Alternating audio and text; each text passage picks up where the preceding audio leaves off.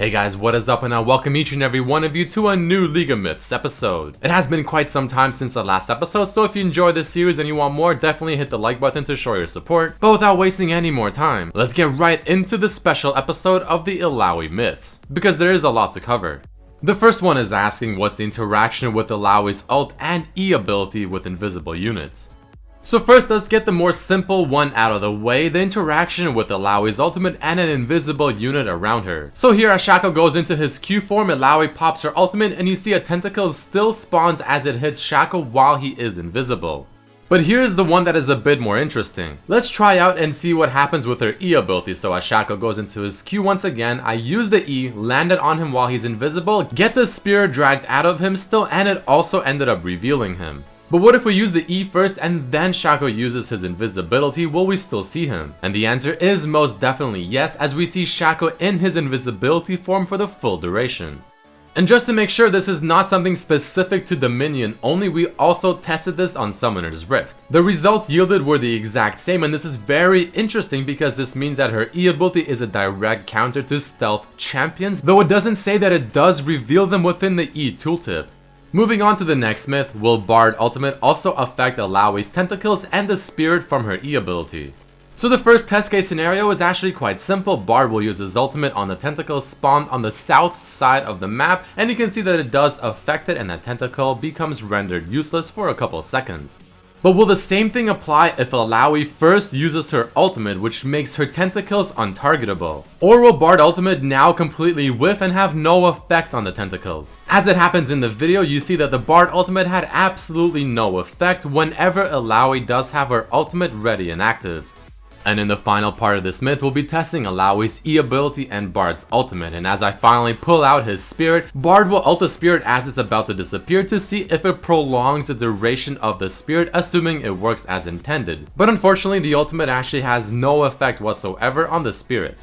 The third myth is asking what's the interaction with Alois' ultimate and E ability with champion clones. This one might get a little confusing, but bear with me. So first off, let's test the interaction with Alois' ultimate and Shaco's ultimate, which happens to be also his clone. As Shaco uses his ultimate, Alois pops hers as well, but only one tentacle spawns from the ult, therefore meaning that the clone has no effect in that regard.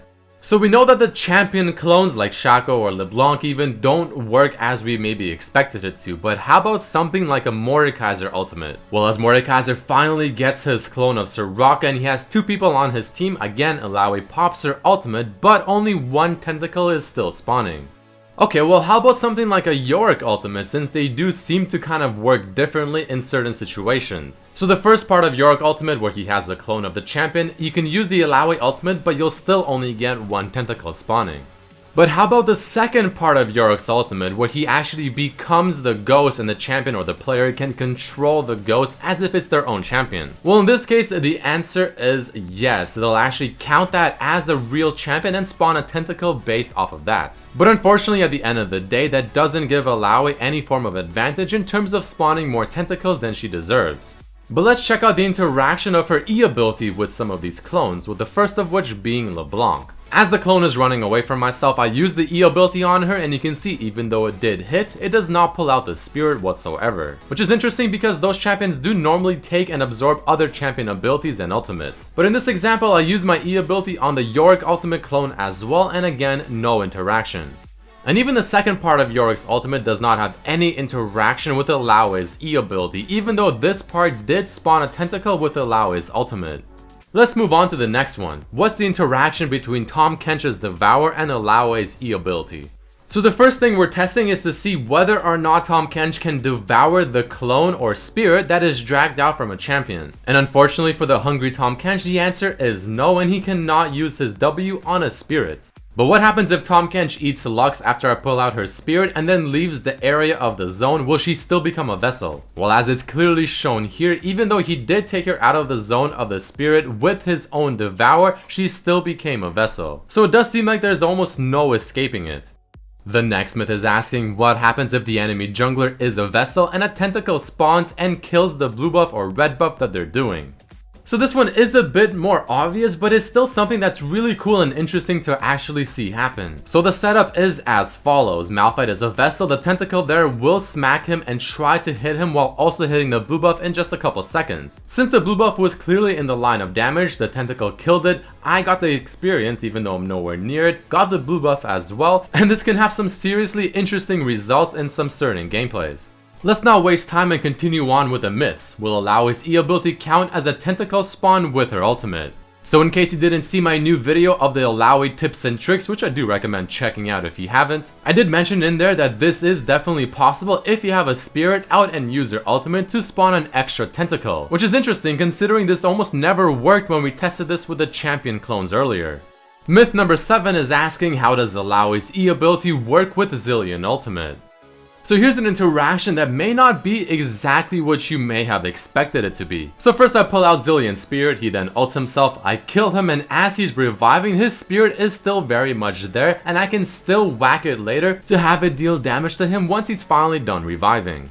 But I'm sure most of you thought of this when you saw that clip. What happens if you attack this spirit while he's still in the animation of actually reviving? Well, we test exactly that right here, and he can still definitely hit it, though the damage will not be given to him while he's reviving, as he still respawned with a full amount of HP from his ultimate. But the cool thing is the fact that he still became a vessel regardless.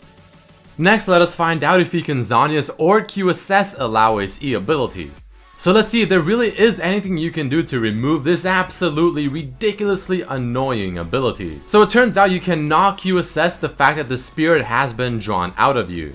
But what if you've already become a vessel? Are you then able to use Q-assess and remove that off of you? Well, in this example here, the Zilean just became a vessel, the tentacles are trying to attack him, but he uses Q-assess, and what do you know? He is not a vessel anymore, and that's probably the easiest way to get this annoying debuff off of you. How about if you Zhonya's the little particle effect that flies to the target when it makes them a vessel that you see on your screen right there? Will that prevent yourself from becoming a vessel if you don't let that particle effect actually hit you? Well, let's finally find out right here from that same clip that I just showed you guys, and you can see that that particle effect actually doesn't mean anything, it's just there for, well, visual effects. And Zilean's hard-earned hourglass was still unable to stop him from becoming a vessel.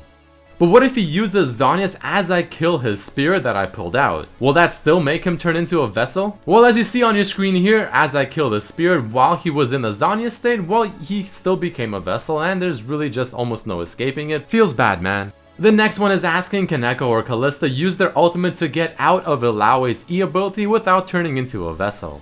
So first let's test this out with Echo, since his ultimate does essentially make him untargetable. But the question is that enough to stop him from becoming a vessel? The answer, unfortunately, is no. But how about Calista's ultimate? I mean, we do know how Calista is just amazing when it comes to saving her allies from really bad situations with her ult, but unfortunately this isn't enough to save them from the Kraken Priestess. Moving on to the next one, how does Alois' E and teleport or backing interact together? So first things first, we'll test this with teleport, and as I pull out Teemo's soul, even though he doesn't really have one, he teleports away and he still becomes a vessel even though he went across the map. So it seems like no matter how you really leave the range of the spirit, you still become a vessel regardless. And I'm sure you can probably guess exactly what happens when we test this with the backing animation instead. Pull out the soul that doesn't exist and he goes back to his base, becomes a vessel, and the tentacles start spawning trying to hit him. This has definitely got to be one of the most annoying abilities within League of Legends.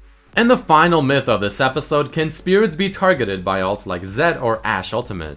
So based on how the other myths have went, Alois' E ability seems to only interact as you would expect it with Alois' own abilities only. But in this example, you can actually see Ashe's arrow does hit the champion clone and it will interact with it as you may expect it to at the beginning of the video. So this is definitely how you want to see it happen compared to some of the other examples. But next, let's test this also with Zed. And even champions like Zed can also use their single target ultimates on the clone that is pulled out to deal quite a bit of damage to the champion, in this case being Soraka.